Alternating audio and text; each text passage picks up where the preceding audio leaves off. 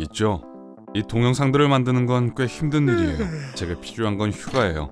어디 먼 곳. 가능하면 이국적이고 재미있는 곳으로 말이에요. 한국? 아니면 일본? 맛있는 음식, 환상적인 문화, 지방 풍습으로 오해해 저 스스로를 난처하게 할 수 있는 수많은 에피소드들. 좋아하지 않을 게 어디 있겠어요? 하지만 저는 아시아로 가는 제 비행기를 예약하면서 이상한 점을 발견했어요. 제 비행기가 알래스카를 우회하는 것 같았거든요. 왜 제 항공사는 태평양을 피하려고 비상한 노력을 하는 걸까요? 실수일까요? 제가 실수로 카리브 노선을 예약한 걸까요? 처음에는 여러분은 안전 문제일 거라고 생각할 수 있을 거예요. 태평양은 세계에서 가장 크고 깊은 바다예요. 만약 비행기가 끝이 없고 바닥도 없어 보이는 물의 연못에서 문제에 직면한다면 조종사들은 비행기를 착륙시킬 안전한 장소를 찾는데 어려움을 겪을 거예요. 알래스카에는 국제공항들이 많지는 않을 수 있지만 바다 한가운데보다는 훨씬 나을 것 같은데요. 관광 슬로건으로 이건 어떨까요? 알래스카, 적어도 침몰하는 것보다는 나은 곳이죠. 알겠어요. 사과할게요, 알래스카. 안전 예방책 때문이었다고 생각해도 전혀 틀린 건 아닐 거예요. 항로를 계획할 때 많은 조종사들이 그들이 가는 항로에 있는 공항의 수를 최대화하는 걸 선호해요. 얼마나 많은 비행기가 매일 하늘을 비행하는가에 비해 위급 사태는 믿기지 않을 정도로 드물어요. 하지만 저는 태평양 한가운데 1000m 상공의 높이에서 엔진을 잃는 것보다 더 스트레스 받는 일은 생각할 수 없어요. 그렇다 해도 항공사들이 동쪽에서 서쪽으로 직진하는 걸 피하는 주된 이유는 아니에요. 결국 이건 연료와 시간을 절약하는 것으로 설명됩니다. 항공사가 사업체라는 사실을 잊기 쉽죠. 얼마나 빠르고 저렴하게 승객들을 목적지로 이동시키느냐에 따라 수익이 달린 사업이죠. 또한 사람들은 가능한 한 빨리 다음 목적지로 가는 걸 선호하기 때문에 항공사와 승객 모두에게 이익이죠. 간단히 말하는 게 제 전문은 아니지만 비행기 경로를 결정하는 주요 요인은 속도입니다. 제트 기류를 지나거나 다른 기상학적 우려들이 있는 특별한 상황을 빼고는 가장 빠른 항로는 거의 항상 직선에 가까운 항로죠. 하지만 잠깐만요. 저 비행기 경로를 보세요. 직선으로밖에 안 보이는데요. 그렇죠. 평평한 지도에서 보면 그렇죠. 하지만 우리 지구는 평평하지 않잖아요. 그렇죠? 우리가 2차원 평면에서 세상을 바라보는 데 익숙하기 때문에 혼란스러울 수 있어요. 만약 여러분이 어떤 도시나 나라가 어디 있는지 확인해야 할 때마다 지구본을 꺼내는 게 아니라면 아마도 세계 지도를 펼쳐보겠죠. 그러니까 2차원 지도에서는 태평양을 피하기 위해 거대한 무지개를 만드는 게 훨씬 더 길어 보이죠. 하지만 지구는 구형인데 뭐 정도의 차이는 있어도 그건 나중에 더 이야기하죠. 직선은 3차원 공간에서는 매우 다르게 보일 거예요. 좋아요. 한 가지 작은 실험을 해보자고요. 지구본 있나요? 네. 제가 방금 막 모두 구글맵을 쓴다고 말해놓고 좋아요. 제 걸로 보여드릴게요. 실 한쪽 끝을 로스앤젤레스에 놓고 한쪽 끝은 도쿄에 놓을게요. 제가 이걸 당기면 끈이 지구본에 인쇄된 위도선과 정확히 평행하게 되지는 않는다는 걸 알게 될 거예요. 그 대신 저기 길가 서점에서 제가 갖고 온 이 작은 지구본의 공유를 따라가면서 약간 위로 구부러질 거예요. 이 효과는 실제로는 훨씬 더 두드러지는데 왜냐하면 제 지구본은 완벽한 실제 재현이 아니거든요. 사실 문제는 너무 완벽한 게 문제죠. 지구본과 달리 지구는 완벽한 구형이 아니거든요. 우리 행성은 중간 지음이 약간 더 커요. 연휴 지난 후에 제 모습 같죠? 잠깐, 누가 이런 걸 적어놓은 거죠?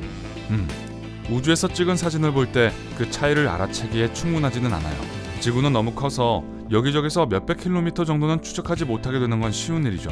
하지만 봐요. 거대한 끈을 갖고 와서 그걸 통해 지구의 원주를 측정할 수 있다면 48km짜리 끈이 필요할 거예요. 하지만 적도에서 같은 측정을 한다면 길이가 4072km까지 늘어난답니다.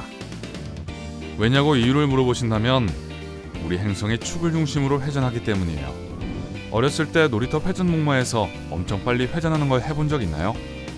여러분이 바깥으로 내던져질 것 같은 기분이 들었던 거 기억나세요? 전 아니에요. 전 토를 많이 한 게 기억나네요. 제겐 좋은 경험은 아니었죠. 어쨌든 지구가 회전할 때 중간 부분에서 이것과 비슷한 일이 일어나는데 그 힘 때문에 지구가 불룩 튀어나오게 되는 거죠. 네, 그렇게 될 만큼 빠르게 돌고 있다는 거죠. 지금 적도에서 시청하고 있는 분들은 현재 시속 1600km로 이동하고 있는 거예요. 지구폭이 64km나 차이가 나는 것은 그리 대단해 보이지 않을 수 있어요. 하지만 행성 전체의 표면적에 관한 거라면 그 약간의 추가된 둘레는 엄청 길어질 수 있어요. 이 두 가지 요인의 조합은 즉 지구의 곡률과 지구 여분의 적도포. 오, 마음에 들어요. 그걸 향해 곡선을 그리면서 날아가는 것이 지도에서 보이는 것처럼 직선으로 날아가는 것보다 더 짧은 거리라는 걸 의미하죠. 이렇다고 비행기가 태평양을 절대 건너지 않는다는 걸 의미하진 않아요. 사람들은 어떻게든 호주에도 가야 하거든요. 글쎄, 저는 거대한 곤충과 거미에는 별로 관심 없지만 뭐 각자 취향은 다르니까요. 농담입니다, 호주.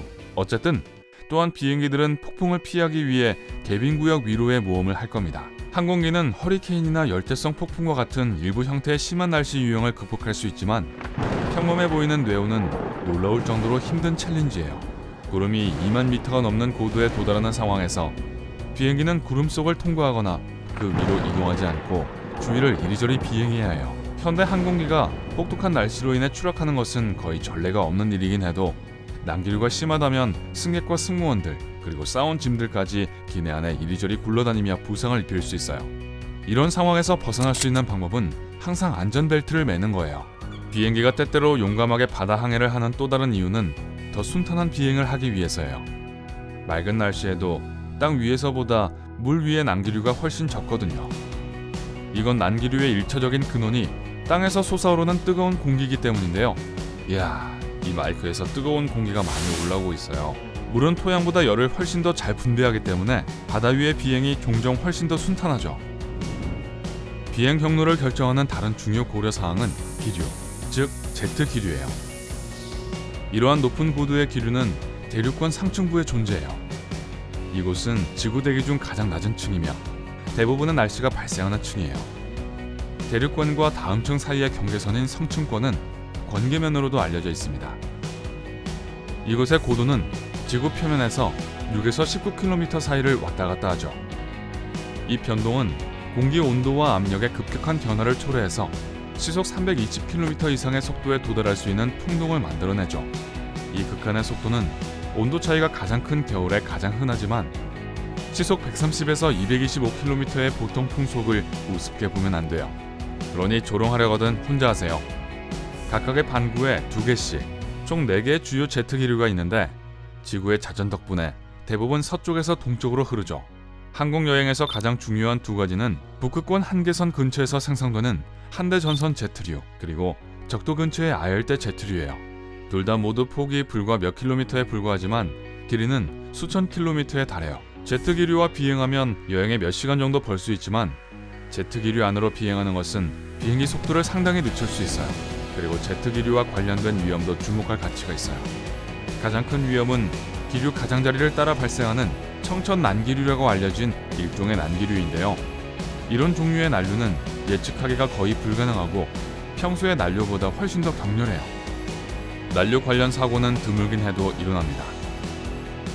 1997년에 특히 심각한 사건이 하나 일어났는데요. 도쿄에서 호놀룰루로 향하던 비행기가 청천 난류의 한 부분에 부딪혀 갑자기 추락했죠. 조종사들은 다시 통제력을 회복했지만 갑작스런 하강으로 많은 승객들이 자리에서 세게 내던져졌죠. 그런 위험성을 염두에 두고 비행기를 위험에 빠뜨리지 않고 제트 기류를 이용하기 위해서 비행 계획은 신중하게 계산되어야 해요. 저를 따라해보세요. 비행하는 동안 항상 안전벨트를 매세요. 비행기가 왜 그 경로를 택하는지에 대한 이해는 종종 우리가 일상생활에서 보통 생각하지 않는 사실로 귀결되는데요. 제트 기류는 대부분 수만 킬로미터의 상공에 있는 것에 영향을 끼치고 여러분이 엄청나게 먼 거리를 시속 수백 킬로미터로 여행하지 않는 한 지구의 곡률도 별로 중요하지 않아요. 여러분은 어떨지 모르겠지만 제 차는 그런 것들을 잘 통제하지 못해요. 적어도 아직까진 말이죠. 제게 몇 가지 생각이 있지만 그건 로켓을 묶으면 안 되는 7가지 동영상을 위해서 아껴둘게요. 오늘 새롭게 알게 된 것이 있다면 영상에 좋아요를 누르고 친구와도 공유해주세요. 그리고 여기 여러분들이 즐길 수 있는 다른 멋진 동영상들이 있어요. 왼쪽 오른쪽 중 하나를 클릭하기만 하면 돼요. 밝은 면과 함께하세요.